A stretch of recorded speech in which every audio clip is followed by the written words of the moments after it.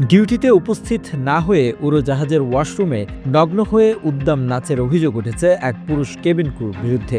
গত ১ জুন রোববার যুক্তরাজ্যের ফ্ল্যাগশিপ বিমান পরিষেবা সংস্থা ব্রিটিশ এয়ারওয়েজের একটি ফ্লাইটে এই ঘটনা ঘটে।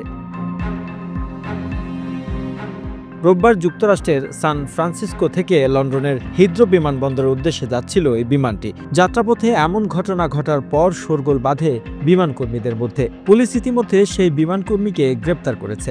জানা গেছে, উড়োজাহাজটি মাঝ আকাশে উঠে যাওয়ার পরও সেই বিমানের কর্মী নিজের ডিউটিতে উপস্থিত হতে পারেনি।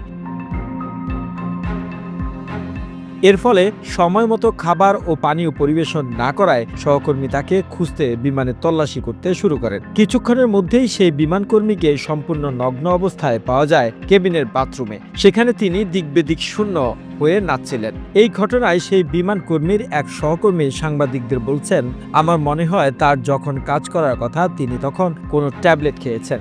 এটা ভাবাই যায় না কিভাবে তিনি এমন করলেন। আটলান্টিক মহাসাগরের উপর মাটি থেকে ৩৭,০০০ ফুট উচ্চতায় উড়ে যাচ্ছিল বিমানটি। বিমান অবতরণ করার পর তাকে মেডিকেল সাপোর্টে দেওয়া হয় এবং হুইল চেয়ারে করে বের করে আনা হয়। এরপরই পুলিশ সেই বিমানকর্মীকে গ্রেপ্তার করে। ব্রিটিশ এয়ারওয়েজের এক কর্মকর্তা জানিয়েছে, কর্তৃপক্ষ এই ঘটনার তদন্ত করবে এবং তদন্তের ফলাফল প্রকাশের আগ পর্যন্ত এই কর্মী কাজে যোগ দিতে পারবে না। কিছুদিন আগে ব্রিটিশ এয়ারওয়েজের এক তরুণী ক্রুকে ঘিরে বিতর্ক দানা বেঁধেছিল।